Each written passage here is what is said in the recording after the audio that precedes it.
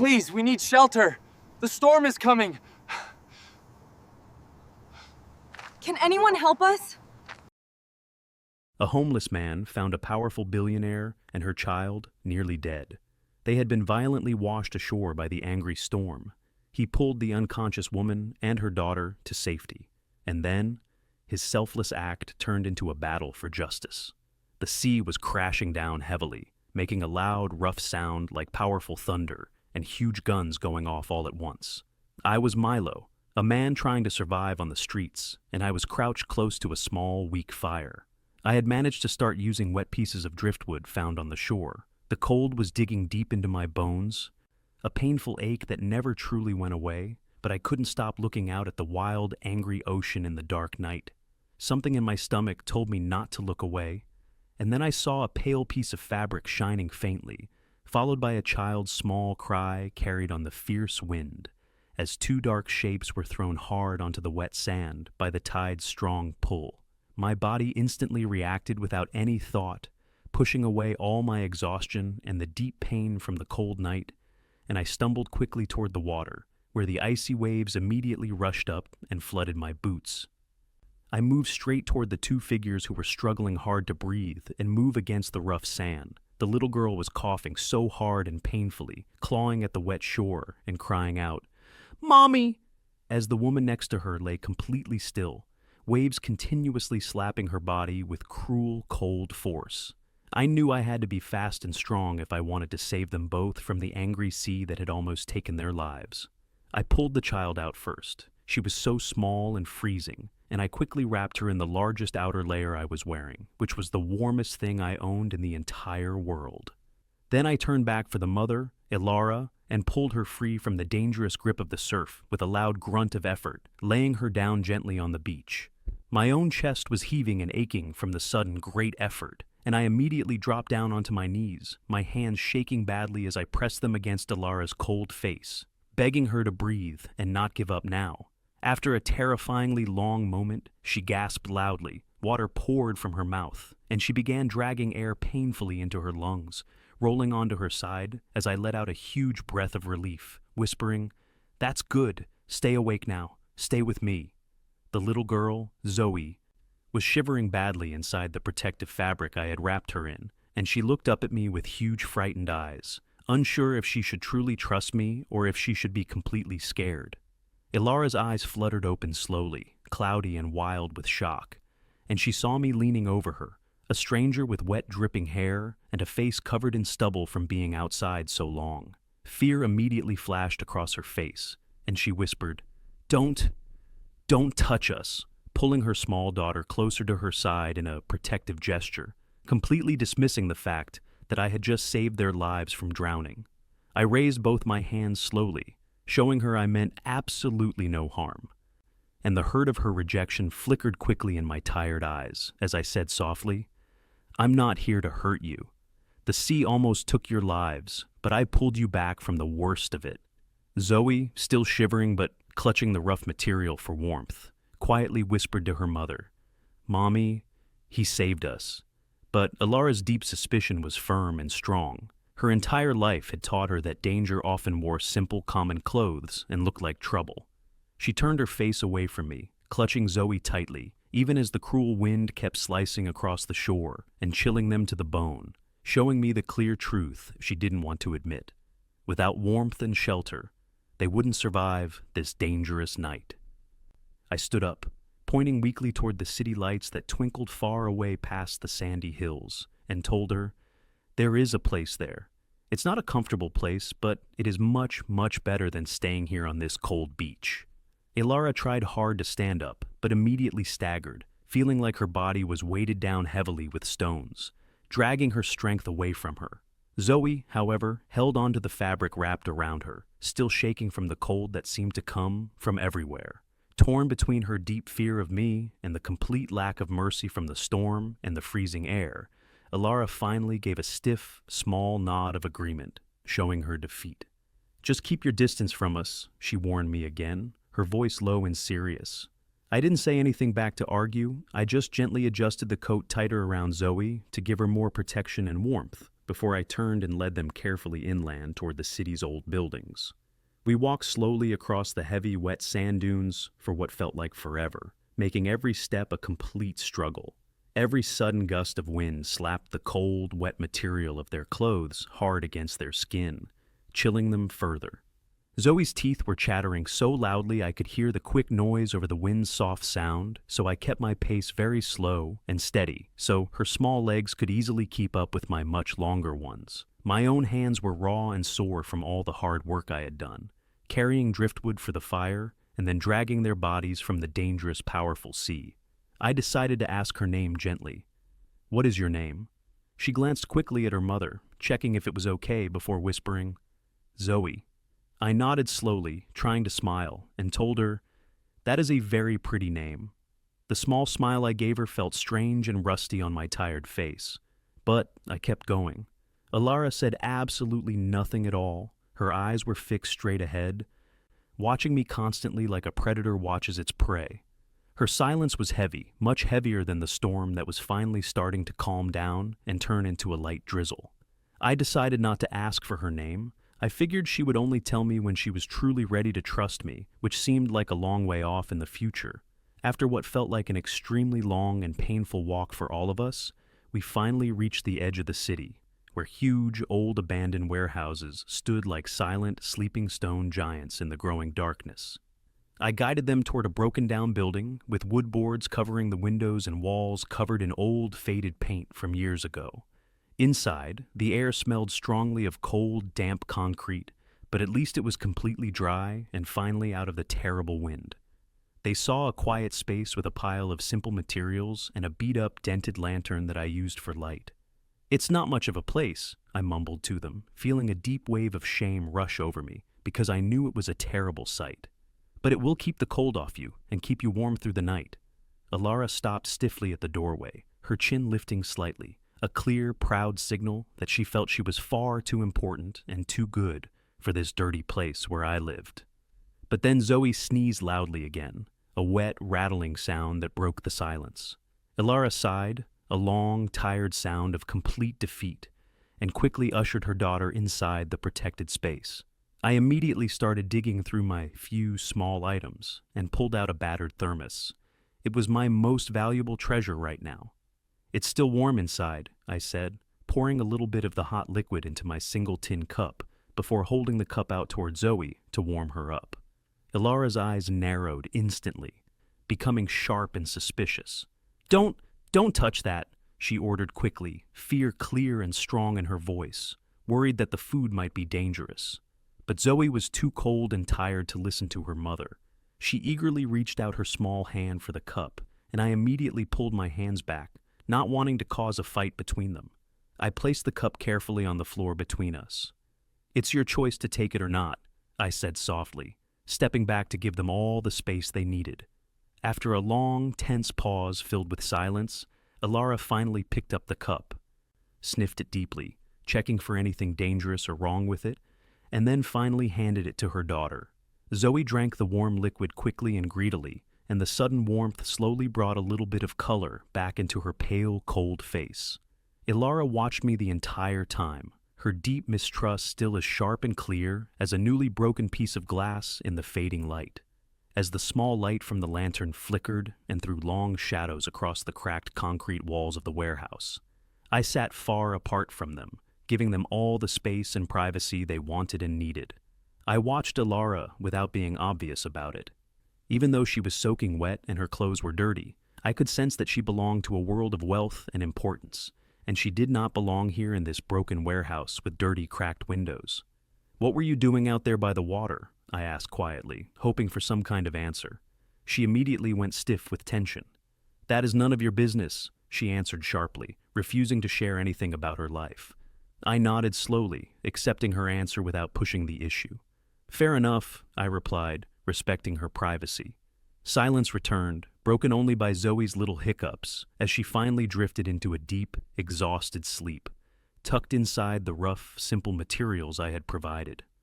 I stretched out my body on the cold concrete floor. My back ached terribly, but I made no move to take any more comfort than I had already given them. I made sure they were the most comfortable people in the room. Sleep did not come easily for me. My mind kept showing me the same frightening images. The crashing waves, the limp body in my arms, and Zoe's terrified eyes. I kept thinking about who they really were and why they were out in that storm, fighting the sea. I knew enough about the world to recognize money when I saw it, and Alara had it, but money hadn't saved them from the deadly sea tonight. I had. When I finally drifted off to sleep, it was to the gentle, steady sound of Zoe's breathing and the soft, constant, worried movement of her mother, Alara, who stayed awake, constantly adjusting her things, always keeping herself firmly between her child and me, the man who had just saved them. The morning light was gray and cold as it finally pushed its way through the cracks in the wooden boards covering the windows. I woke up to find Zoe sitting up near the lantern, staring right at me with a child's pure curiosity. She whispered softly, "You look like a pirate, Milo." I managed a dry, scratchy laugh in response. "I don't think real pirates sleep on cold concrete floors, kid," I told her honestly. Her mother stirred instantly, her eyes snapping open and immediately narrowing when she saw me talking to her daughter. "Stay away from her," Alara snapped quickly, her voice sharp with instant anger and renewed fear of the stranger. "I just saved your lives, lady," I shot back, the words coming out sharper and angrier than I had meant them to be, tired of being treated like a dangerous criminal or a threat. Her cheeks immediately turned bright red with a mix of anger and embarrassment at my sudden honesty. "And now, what do you expect from me? Are you waiting for a thank you?" she demanded. My jaw tightened hard, but I chose to stay quiet, deciding not to argue with her when I was so utterly exhausted.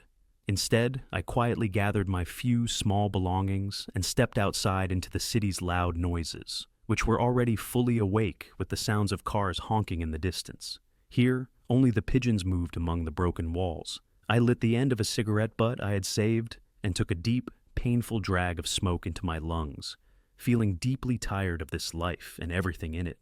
I knew I could have simply left them right then and there without looking back. I had done my one good deed, and I had gotten them to a safe, dry place, so my job was officially over.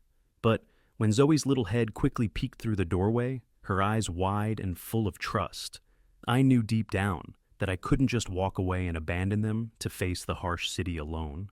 I stepped hard on the cigarette butt, crushing it under my heel, and went back inside, my voice much quieter now. "There is food nearby," I told them. "I will go out and get us something small to eat." Alara hesitated for a long moment, but Zoe's small, hopeful whisper broke her resistance to accepting my help. "Mommy, please," Zoe begged. Finally, Alara gave a stiff, small nod of agreement. "Go. But you must come back here," she warned me firmly. I returned about an hour later, carrying a sack of bread that was a bit squashed, a few bruised apples, and some cartons of milk. I had traded some work for the leftovers from a kind street vendor I knew.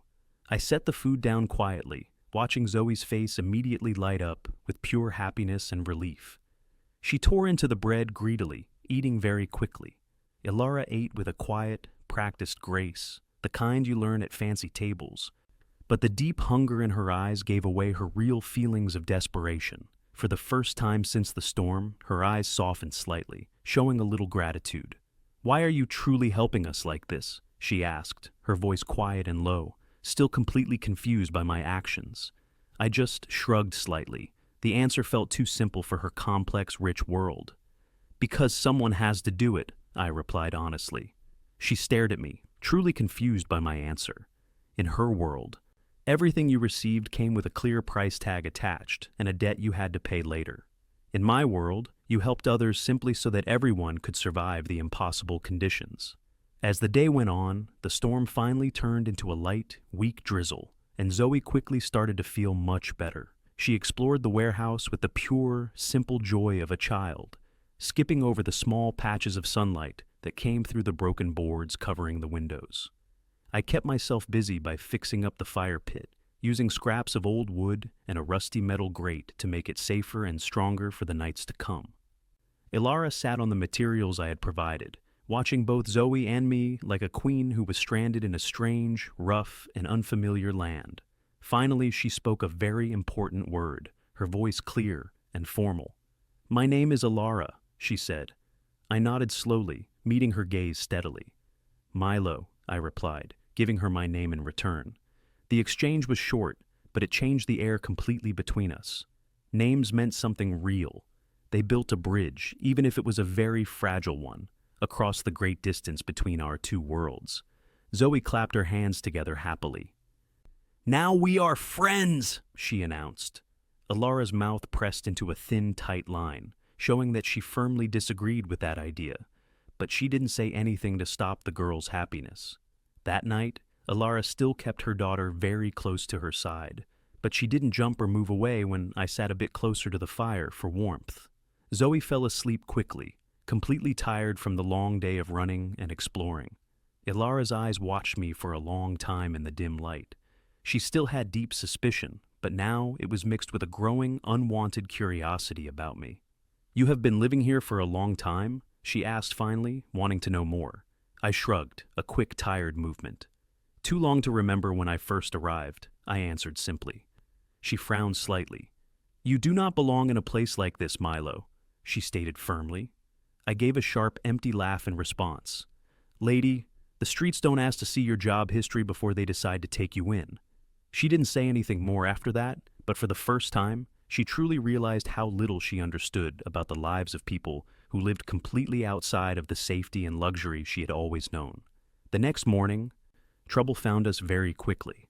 I had gone out early to find more supplies, moving like a shadow through the quiet back alleys of the city. I came back with fresh bruises on my face and a split, bleeding lip, having run into some unexpected conflict. Alara's eyes went wide with alarm the moment she saw my injuries. "What exactly happened to you?" she demanded, her voice full of sudden concern for my safety. I wiped the blood away with the back of my hand, trying to act calm and strong. "I ran into some people who don't like sharing their territory," I explained briefly. The reality of the violence I faced every single day made Alara's stomach twist with deep fear. Zoe gasped when she saw my cuts and immediately rushed to my side. "You are hurt," she cried out sadly. I forced a weak smile for her. "I have had much worse, kid. Don't you worry about it at all." Alara's deep-seated mistrust started a silent fight against a sudden, very strong gratitude she couldn't ignore. I had absolutely no reason to come back to them. I could have just walked away and been safe, but despite my bleeding and my pain, I had chosen to return to the warehouse. For the first time. Alara began to wonder if what she saw on the outside, the dirty face and the simple clothes, was hiding a much bigger, more honorable truth about who I really was inside. As the daylight began to fade into the dim light of dusk, we heard voices echoing outside the warehouse walls. They were rough, cruel, and very dangerous. The exact same voices that had given me my fresh bruises that morning. I instantly went stiff, making a sharp hand motion for absolute silence from the two of them. Alara quickly pulled Zoe close to her, hiding her in the darkest corner of the room so no one could see the small girl. Shadows stretched across the doorway of the warehouse, and then the leader's voice cut through the silent air, loud and mocking. "We told you this was our spot, Milo," he called out. I slowly stood up, placing my body firmly between them and Alara and Zoe. My tired frame felt straight and hard now, and my voice was low but very strong. "Not tonight. Not here," I warned them, ready for the fight. Alara's heart pounded hard and fast, fear clawing at her throat, almost making her choke on her own breath. Zoe whimpered quietly, but my posture was steady, like a human shield made strong by years of hardship and constant fighting. For the first time in her life, Alara felt completely safer with me, the man she didn't trust, than she would have been if I had left her alone. The gang stepped inside, 3 men with cruel, empty eyes and ugly, mocking smiles. "Look, he got himself a woman now," one of them sneered, his eyes moving over Alara disrespectfully. Her stomach felt cold and sick with fear, and my fists clenched tightly at the insult. "Leave them out of this fight," I warned them sternly. The leader laughed loudly, a nasty, sharp sound that echoed in the empty room. "Or what, old man? You're going to fight all 3 of us all by yourself?" My voice dropped, becoming very quiet and very serious, showing my intense focus. "If I have to fight, then I will fight," I replied simply, showing them I would not back down. Alara held her breath completely. The air felt thick with tension, like a powerful storm about to break. She had always thought of me as weak and completely broken, but now she saw the true strength inside me, the kind of steel that is forged only by surviving impossible, terrible things. She knew I might be easily defeated by 3 men, but she also knew I would never give up the fight to protect them with everything I had left. This new understanding of my true character scared her more deeply than the immediate danger did. The confrontation ended only when a police siren wailed far away in the distance, getting slightly louder as it approached the city limits. The sound was enough to make the gang scatter instantly, running quickly out the way they came in. I leaned back against the cold wall, completely drained of all energy, sweat dripping down my temples. But the immediate threat was gone. Ilara stared at me, unable to speak. The words of thanks locked tightly in her throat from the shock and fear. Zoe ran forward immediately and wrapped her small arms tightly around my waist. "You kept us safe!" she cried out happily. I forced a small, tired smile and gently ruffled her hair. Ilara's throat felt tight and dry. She desperately wanted to thank me, but her pride and her long-held habit of being completely self-sufficient still wouldn't let her speak a word of gratitude.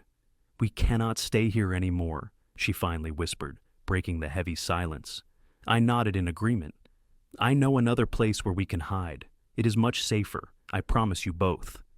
Ilara looked at me, dirty, bruised, and utterly worn out, and truly wondered how a man who had nothing left in the world could still give so much of himself away to strangers.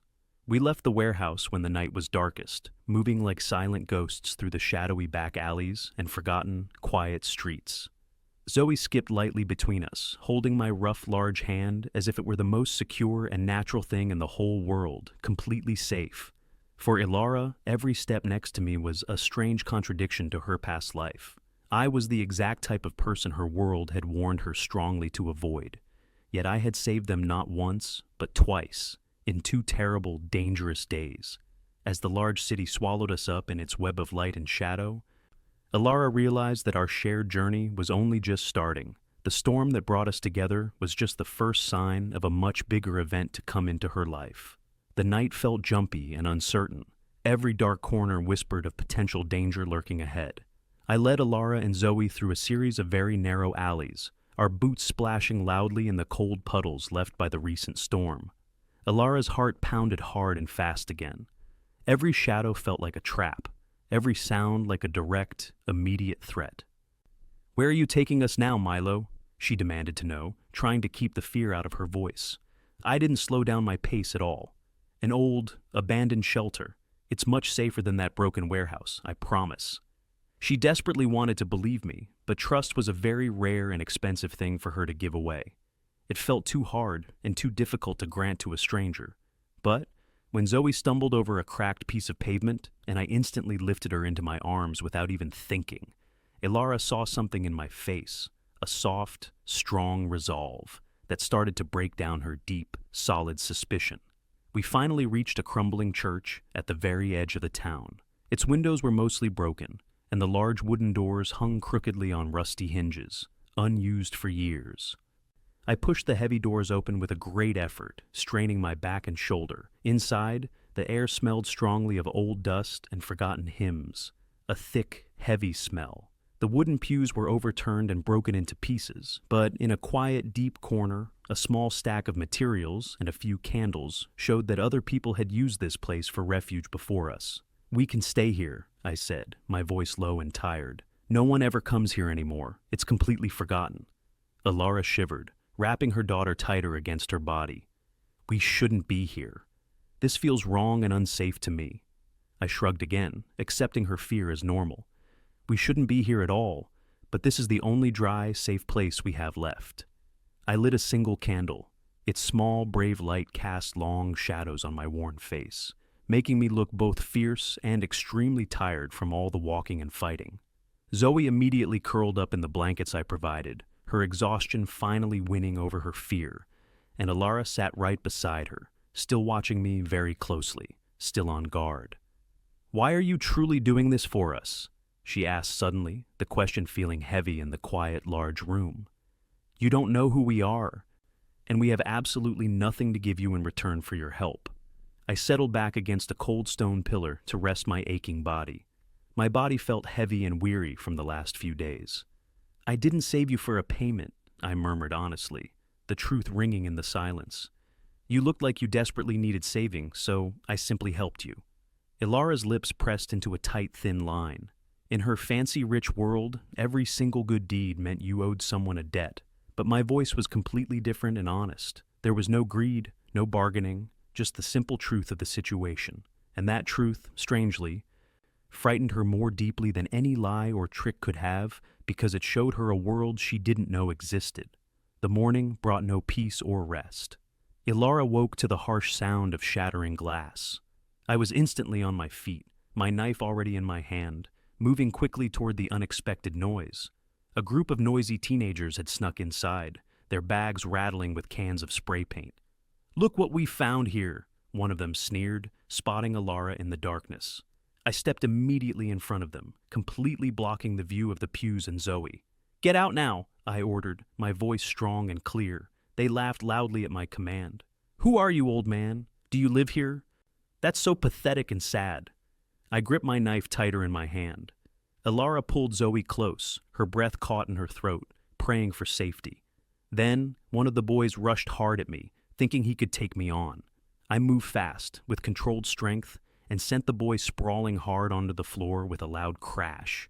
The rest of the teenagers immediately scattered, their angry yells echoing as they ran away from the church as fast as they could. I slowly lowered the knife, breathing hard, feeling the sudden rush of adrenaline quickly fading from my body. Ilara's heart was racing in her chest. She had seen corporate battles, but never this raw, simple violence used only to protect her and her daughter. "You could have heard him, Milo," she whispered, her voice shaking badly. I shook my head slowly. "I didn't need to. I just needed them to know I would protect you both, no matter what it took to keep you safe." Ilara stared at me, feeling deeply conflicted inside her mind. I was dangerous, yes, but that danger had now saved her daughter 3 times from terrible trouble. For the first time, she truly wondered if real safety sometimes came in forms that her society had taught her to completely fear and avoid. Later, Ilara tried to wash herself with the little water we had in a cracked basin. Her reflection stared back, smeared marks on her face. The material she wore was ripped, and her hair was matted with sea salt and dirt. She looked nothing like the powerful person she really was. I approached quietly, setting down my old ragged towel for her. "Here," I offered it simply. She took it slowly, avoiding my eyes. "You still don't know who I really am," she said, as if reminding herself of her importance in the world. I leaned against the wall, tired but firm. "Does it really matter, Ilara?" I asked her directly. She blinked, surprised by the question. Everyone she knew had always cared exactly who she was, her title, her power, her money. But I, a man with nothing, seemed only to care about the simple act of our survival. This realization unsettled her more than her ruined appearance did. By noon, Zoe's stomach rumbled loudly, a clear sign of hunger. I offered to go out and scavenge for food again. Ilara hesitated, her fear returning as she watched me. "What if this time you don't come back to us and you leave us here alone?" she asked, the fear clear in her voice. I managed a tired half-smile for her. "Then you will finally have peace from my dirty face and my constant worry," I replied, with a hint of sad humor. She almost smiled back, against her will, and I left the quiet church. Hours later, I returned with canned beans, a fresh loaf of bread, and 2 bruised pears. Ilara looked at me skeptically, still suspicious of my good luck. "How do you keep finding food in this part of the city, Milo?" she demanded to know. I shrugged again, keeping my secret safe. "You learn the city's hidden secret places. The food that falls through the cracks, that's what I find and take." I handed the pears to Zoe, and her eyes brightened immediately with joy. Ilara's gaze rested on me for a long time, her curiosity slowly softening the hard edges of her suspicion. That evening, rain lightly tapped through the broken parts of the church roof, a quiet, soothing sound. I sat quietly sharpening my knife, the quiet, rhythmic sound filling the space, while Ilara watched me across the room, her arms crossed over her chest. "Where did you learn to be such a good soldier?" she asked suddenly, her voice low and curious. I didn't look up, focusing completely on the blade in my hand. "In the army, a long time ago when I was younger," I admitted. Ilara's eyes widened slightly in surprise. "You were a soldier for the country?" she asked, surprised by my past. I nodded slowly. "I was. Until my life went completely wrong and fell apart." I didn't say anything more about it, but the deep sadness in my voice told her everything she needed to know about my past failures. Ilara leaned back against the pillar, completely confused. The man she had dismissed as a failure and a tramp had once worn a uniform and promised to protect the entire country. It was a huge, difficult contradiction for her to understand. How could someone fall so very far from their respected position? Zoe, sensing the sudden tension in the room, crawled onto my lap to comfort me. "Tell me a story, Milo," she pleaded quietly. I cleared my throat, surprised by the request. Ilara tensed, ready to pull her away, but the look of pure trust in Zoe's eyes stopped her from interfering. "All right," I began softly. "Once there was a man who flew with eagles high in the sky. He thought he would never crash, but one day a terrible storm came and tore his powerful wings away. He lived on the ground after that, watching the high sky, always waiting to feel like himself again, strong and free." Zoe tilted her head cutely, thinking hard about the meaning of the story. "Did he ever find his wings again, Milo?" she asked. I smiled faintly, the feeling strange on my face. "Maybe, with help from others. He started to find them again," I answered truthfully. Ilara's face softened completely, despite her attempts to stay hard and distant from me. The next morning, Ilara insisted that we leave the old church building immediately. "It is not safe anymore. Those nasty boys might come back here and hurt you badly," she said firmly. I didn't argue with her decision. We quickly packed our few things and slipped back into the busy streets of the city. But safety was only an idea that didn't exist for us right now. At a busy intersection, a clean, dark black vehicle suddenly pulled up very quickly next to us. Its tinted windows looked cold and threatening in the morning light. Two men in neat suits stepped out quickly and immediately began scanning the large crowd around us. Ilara froze instantly next to me, rigid with sudden fear. I noticed her sudden panic. "Do you know those men?" I whispered urgently into her ear. Her lips tightened in fear. "Business rivals," she confessed. "They have been trying to silence me and stop me for months now." I cursed quietly under my breath. Of course. Trouble always follows big money and corruption. "Keep walking. Don't look at them at all," I ordered. I grabbed her arm and quickly pulled her into the first alleyway we saw. As the men's eyes swept dangerously close to us, we ran through a confusing maze of back streets, moving as fast as we could.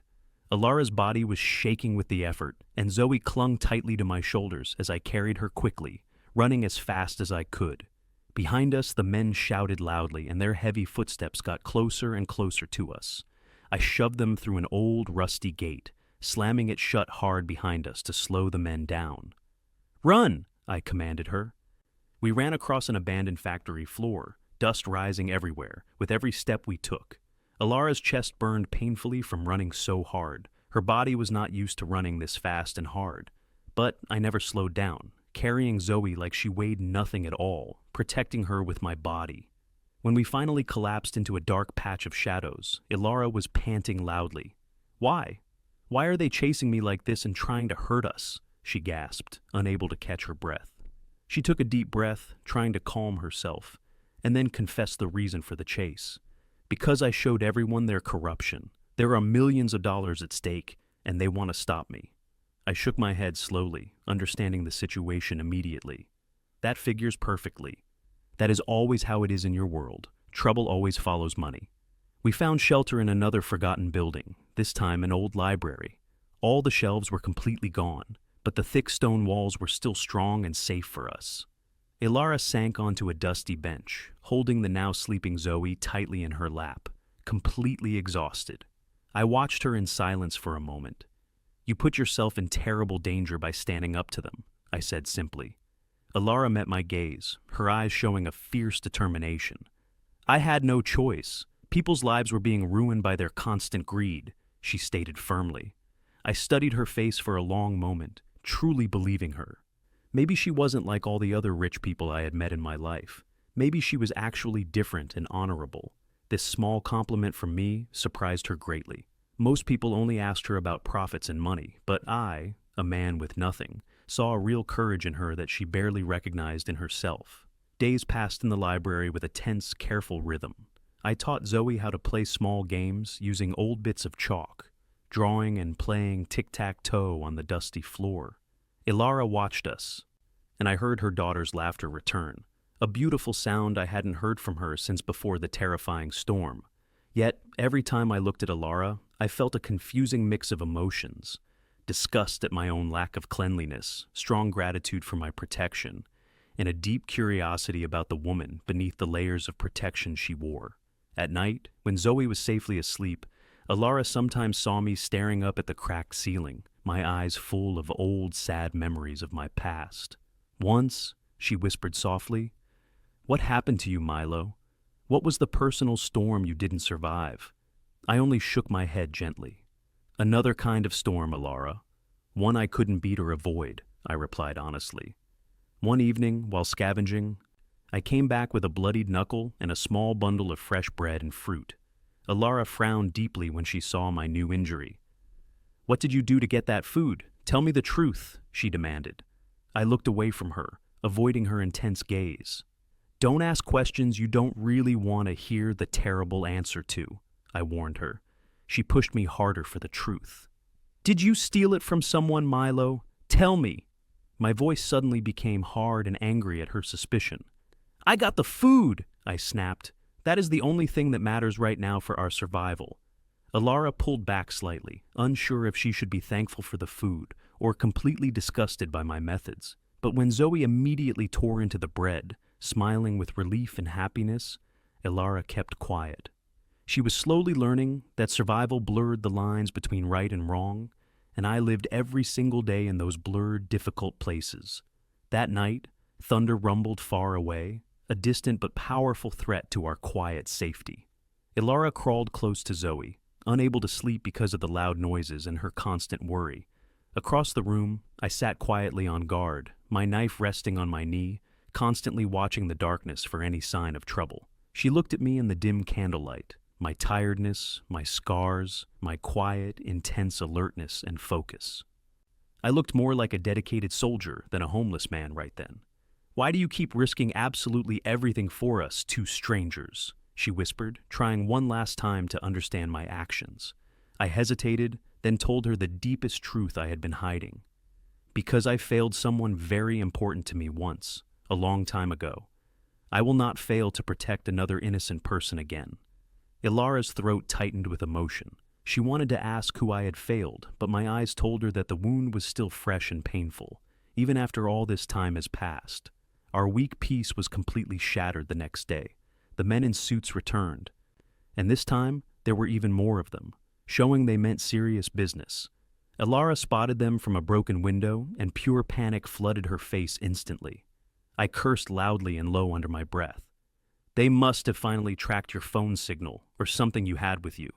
Ilara grabbed Zoe tightly. "We have to run now," she panicked, but I shook my head hard at her suggestion. "Not yet. Running without a real plan is just suicide at this point." I quickly scanned the library, my eyes working fast to find a way out. There is a back door, but they will be watching it. We need a distraction, a big one that draws all their attention. Ilara stared at me, terrified of what I was planning to do. "What kind of distraction do you mean?" she asked fearfully. I met her gaze firmly, showing my resolve. "The kind that makes them chase me, not you two," I explained. Before she could argue or stop me, I shoved a heavy metal pipe into her hand. "If they find you, you must not hesitate at all. Hit them as hard as you can." Ilara's hands were shaking violently, unable to hold the weight of the pipe steadily. "I can't do that, Milo. I'm not a fighter like you," she cried out. "You will if you absolutely have to." I cut her off firmly, my eyes intense. "You have to save Zoe now."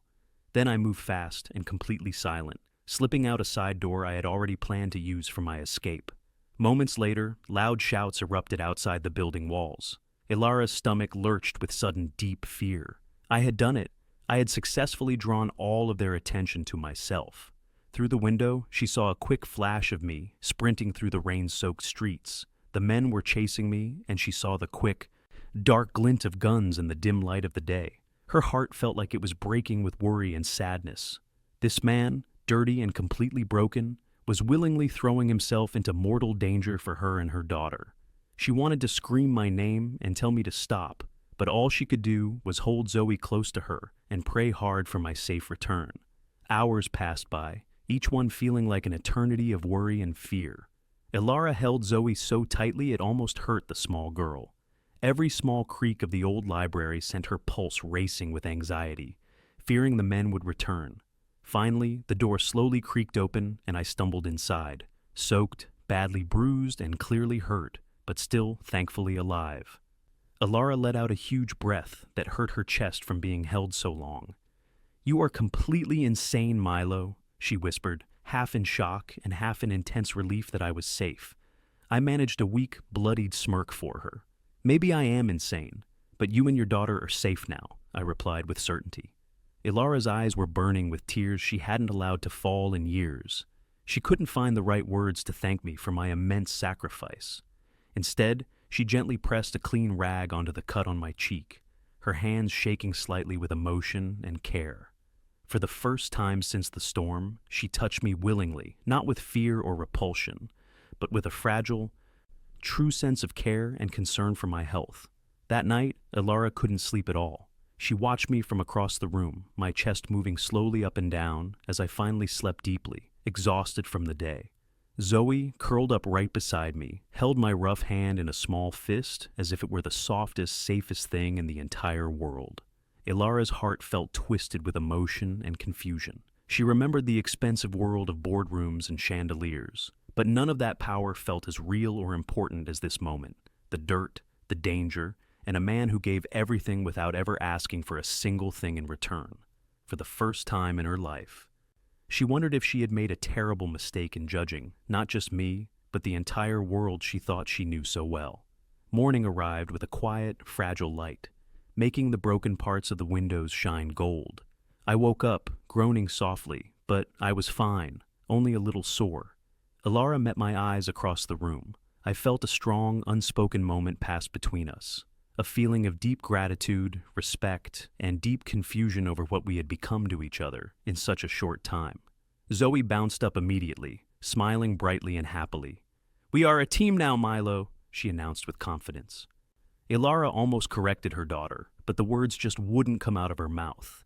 Maybe her daughter was exactly right after all. Maybe, against all expectations, this strange partnership had grown into something real and strong that could survive anything. Ilara didn't know what the future would hold for the three of us, but she knew one absolute truth deep down in her heart. Our shared journey with Milo was far from over.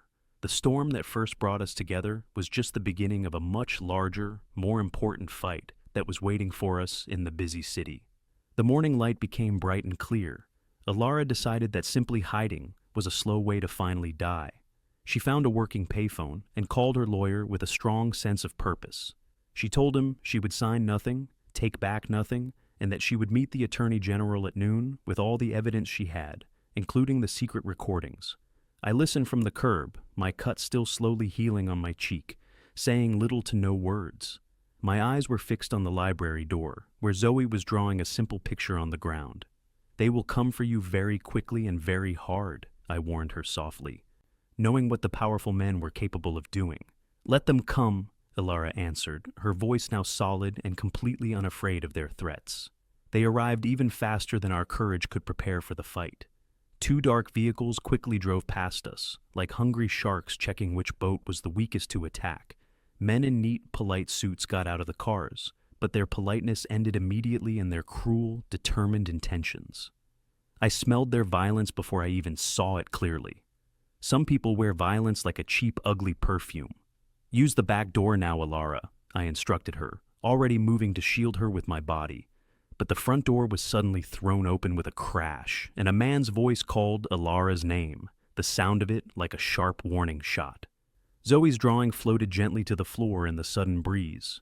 "We just need to have a simple conversation," the lead man smiled, a completely fake and empty expression on his face. That was when I stepped fully between them, completely exposed. I was a wall of scars and tired strength, nothing more. I knew these people very well. I had worked for their type years ago, before I lost everything I had. I had been paid to see threats before they even happened, and to protect rich people who could afford to buy security from the city's best. Years ago, I had worked security for a company that Alara had worked for. She hadn't even spoken the name out loud, but it was a deep, old wound on her company's reputation. When I spoke the company name out loud, when I gave the exact date of the incident, and when I said the internal file number of the warning, Alara was completely shocked, thinking she was the only one who remembered the problem. Alara felt dizzy and faint. "You were the one who helped me then," she whispered, finally understanding everything. "I was the one who sent the warning package," I confirmed honestly. It had been a small problem back then, stealing money, faking safety tests on products. I had anonymously sent a package that stopped a new product from launching and saved several factory workers from terrible burns they never knew they almost got. And for that one honest act of kindness, I was immediately fired, completely ruined, and given the quiet, deadly punishments that powerful men can easily write and enforce. My own failures finished what the company had started against me. I didn't tell Alara all of that painful story. I didn't need to explain all the details. She saw the simple truth. The company she loved had broken a good, honest man. Her apology to me stumbled awkwardly on such old, deep pain that was still with me. "Now we will fix it all together," I said simply, as if the solution were as easy as finding bread for a meal. Then I turned my full attention to the three dangerous men in the room. I walked the path they would take in my head, figuring out all the angles and distances between us. I calculated exactly how much fear would travel down Zoe's spine if I didn't end this quickly. "No trying to be a hero, Alara," I told her quietly. "They want you for the news headline. They will completely underestimate me," the footnote. She almost laughed nervously at my description of myself. "How does a footnote stop a whole chapter, Milo?" she asked. But my eyes were focused on the outcome of the fight. I would trip up their whole plan and hand the result over to the law, which was already on its way. The first man reached out, a small, harmless-looking touch that men use to take complete control. I moved my wrist only 6 inches to the side, enough to make his hand hurt badly. Then I guided him hard into an old metal shelf, which groaned loudly. The man cried out in pain. His pride hurt worse than his body. A second suit charged at me faster and harder. I stepped into him instead of away, letting his own rushing force do all the fighting for me. "Stop this," Alara commanded loudly, her voice clear and strong. She didn't say it to save the men, but to keep Zoe from seeing blood and violence. But the man didn't stop because money teaches people to ignore things they don't want to hear. The sirens, thin at first, grew louder and more certain, closer to the building. Alara's lawyer, thankfully very stubborn and well-connected, had called in favors, and now blue lights flashed through the cracked windows, promising that consequences were coming for the bad men. One of the suits, panicking badly in the moment, suddenly grabbed Zoe, a desperate, foolish move, snatching a pawn when the king is cornered and trapped.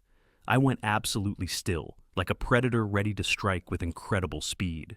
Every muscle in my body felt tense and ready to fight. "Don't you dare touch her," I warned him. It wasn't a simple threat. It was a simple final warning of what would happen next. The man slowly backed toward the side exit, Zoe held tightly in his grip, rigid with the effort of not crying out in fear. "Walk slowly, Alara," I told her quietly. "Talk to him and keep him distracted." Alara's voice was perfectly steady and calm as she spoke. She first said the man's name, bringing him closer to his own horrible actions. Then she recited the law he was breaking, the jail where his partners were now sitting, and the judge who had zero patience left for criminals like him. And while she talked, I moved like the steady hand of a clock, slow, small steps forward, no rushing, letting his fear burn itself out completely. Zoe's eyes found mine in the light, like a small, lost boat finding a lighthouse in the heavy fog. On my count, "Jump," I whispered to her silently. When I reached the number 3, the man looked only at me and completely forgot about the small child in his arms. You don't need to be huge or loud when you know all the angles and weaknesses of your opponent. I shifted the man's elbow, not his pride, just enough to make his tendons complain loudly in pain. Zoe slipped out instantly, like the truth slipping out of a bad story, and landed safely against my chest. Alara gasped loudly, the sound holding a year's worth of breath she had been holding in fear. The police immediately filled the doorway. bringing professionalism and paperwork into the chaos. The lead detective looked quickly at Alara, then at the defeated suits, and finally at me with a questioning look. "You okay, Milo?" he asked me simply. I nodded, truly surprised he asked for my well-being. "We all will be fine, thank you," Alara answered for me, her voice now completely strong, the room filled with officials and the slow, heavy process of accountability and justice. Alara handed over the flash drive and the 3 sworn statements she had prepared. It was the heavy price of telling the truth that had millions of dollars attached to it. The detective listened carefully, then shook her hand. Not as a rich person, but as a respected person who had done the very right thing for the people. "We'll finish this fight for you," he promised her with a nod. The men went away in handcuffs, their expensive phones bagged, their confident posture gone completely, folded up like cheap camping chairs being put away. Zoe held onto my thumb in a small, tight fist and did not let go for anything. She acted as if she was afraid I might simply disappear into the air at any moment.